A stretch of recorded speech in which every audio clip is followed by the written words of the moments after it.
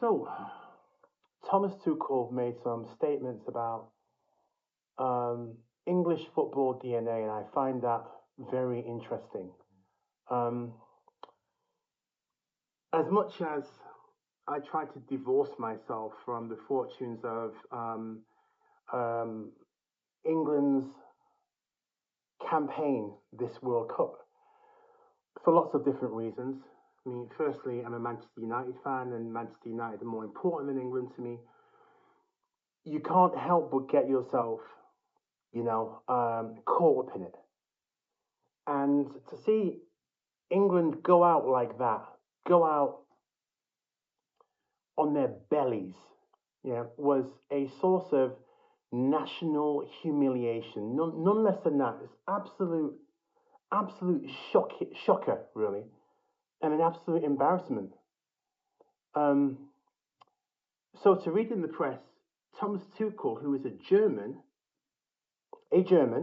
yeah, speak about English football DNA and say that maybe the culture of winning under pressure and keeping the ball is not in the English DNA.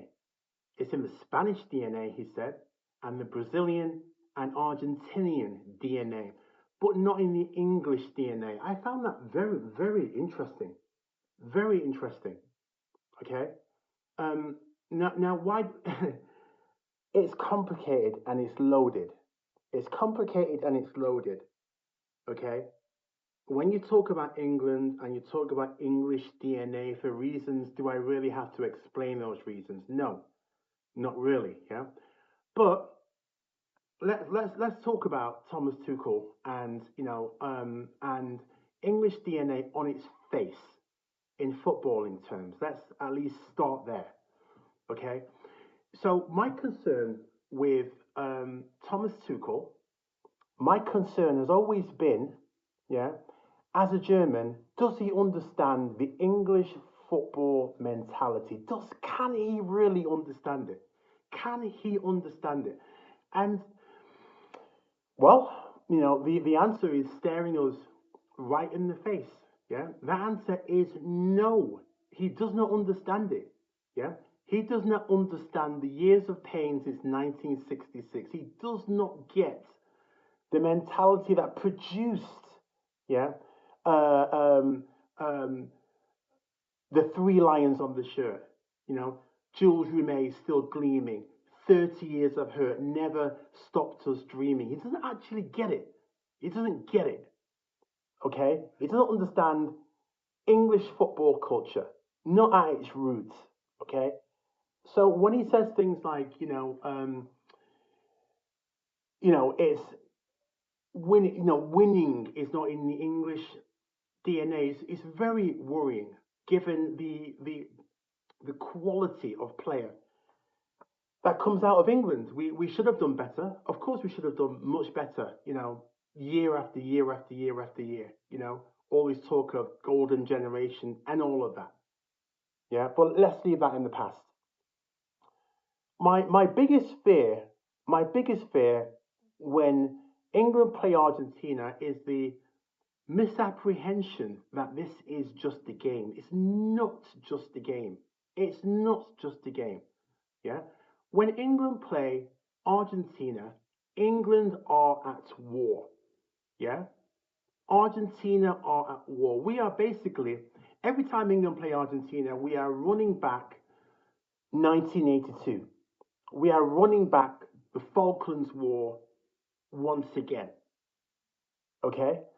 Um, and I heard Ian Wright's comments. Ian Wright, yeah, God bless him, yeah, he spoke the truth. He said, yeah, I don't like the Argies. I don't like them, yeah, and that it's a war, and he was condemned. He was condemned because in 2026, this country we flatten out all of the character. It used to be that people who went against the grain was seen as eccentric. Yeah. If you go against the grain today, you're simply cancelled. That's what it is. So nobody speaks their mind. But what he was saying what's true and is true. Every time England play Argentina, it is a symbolic resumption of hostilities. That's what it is. Yeah, we are at war. Um, well, what was interesting was that a bunch of people didn't seem to think that we were. Didn't seem to think that we were. And we had Falklands veterans, yeah, like Simon Weston, yeah, absolutely excoriating Ian Wright, saying, how dare he say this is a war? Yeah, how dare he say England versus Argentina is war? Yeah, sport is sport and war is war. And I said to myself, listen, Simon, yeah, I don't know if it's Sir Simon, yeah, I saw him holding a gong, so he must have had knighthood. Yeah, listen, Sir Simon, yeah, just because, yeah, you happen to, tumble into the Welsh Guards, yeah, and and landed in San Carlos water, yeah, um, getting blown up by Argentina in 1982 doesn't give you any special insight into war. Doesn't give you any. You don't have any special insight into it. Sure, you served England. Sorry, you served Britain because you're Welsh. You served Britain, yeah, manfully. Yeah, everybody knows it, but that doesn't give you a special insight into war and the nature of war. Yeah, when England play Argentina, it's war. You're not shooting people, but you are literally at war. It's what you're doing. Okay, a symbolic um, resumption of hostilities. You're not shooting anybody, but symbolically, you are engaged in combat. So, if Simon Weston is absolutely certain that England versus Argentina is not a war, yeah, um, then okay, because it's sport, then what would you say it is when a man gets into a boxing ring with Mike Tyson, yeah, or you look at the classic fights like Muhammad Ali versus Joe Frazier, or Muhammad Ali versus Joe Bugner. Is this not war? Are these men not engaged in lethal combat? Hand to hand combat in which, yeah, the vanquished party could die. Is that what Simon Weston and all the Falklands critics, yeah, who are blowing hard? They are blowhards in this. I'm sorry, I know that's a harsh thing to say, but they are, yeah, they are speaking. I think they're speaking out of turn when they say that. Yeah, sports are a proxy for warfare. Sports are a proxy for warfare. Okay, and it's most cleanly seen, yeah, when two men punch each other in the face and are looking to knock each other out. That's boxing. Okay, sure you have a referee. Okay, but it's still lethal combat. That's what it is. It's lethal, unarmed combat. Yeah, it's as close to war as you can get. Okay, so sports are a proxy for warfare. They are.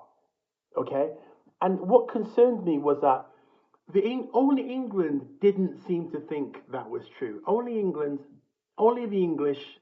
Oh, it's just a sport. Yeah, England are basically too nice about it.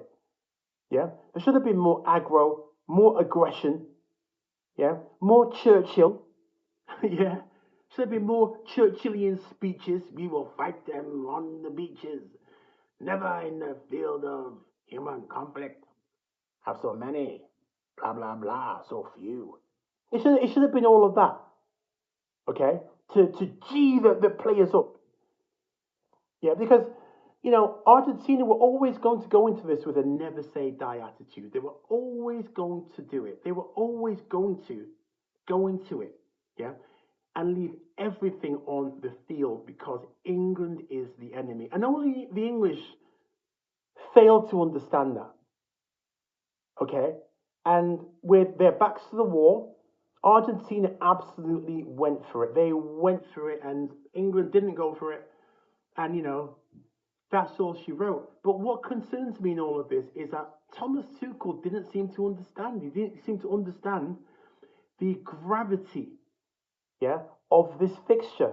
He didn't seem to understand, yeah, 98 and 1990. Okay, and sorry, no, we didn't play them in 1990, did we? Yeah. So 98, 86, the hand of God, and 66. He didn't understand any of that. He didn't get it. And whatever you think of, Gareth Southgate, yeah, he would have understood that immediately. He would have understood that immediately. Yeah. So Thomas Tuchel is not a cultural fit for English football. He's not. And for that reason, if you're questioning English DNA, mate, you don't understand it. You do not understand the English. You don't get it, and you should go. And you're not going to be sacked. You're not going to resign. You should be sacked. You should be sacked. Who should replace Thomas Tuchel is anybody's guess. I mean, it's not anybody's guess, is it? Really, we have to find somebody. Um, Lee Carsley, Eddie Howe, Sean Dyche. Are you telling me that Sean Dyche should have done a worse job as England manager than Thomas Tuchel? Listen, with the quality of English football, yeah, it's basically, if you line them up, yeah, like matchstick men, they basically know what to do. You basically wind them up and let them go. Yeah, just tell them, hey, play like you do every Saturday. And you are gonna get a result out of English footballers. You're gonna get a result because they're good. Okay? So it's the attitude that is required when it's squeaky bum time. That is the important thing, and everybody said it. I'm not new to this, but I'm deeply concerned that Thomas Tuchel doesn't understand English football, doesn't understand the English psyche, the English DNA, doesn't understand that we are at war with Argentina every single time we play them. Yeah, and I don't like Lionel Messi. I hate Lionel Messi. I hate Argentina. Yeah, Falklands '82. Boom. Like and subscribe.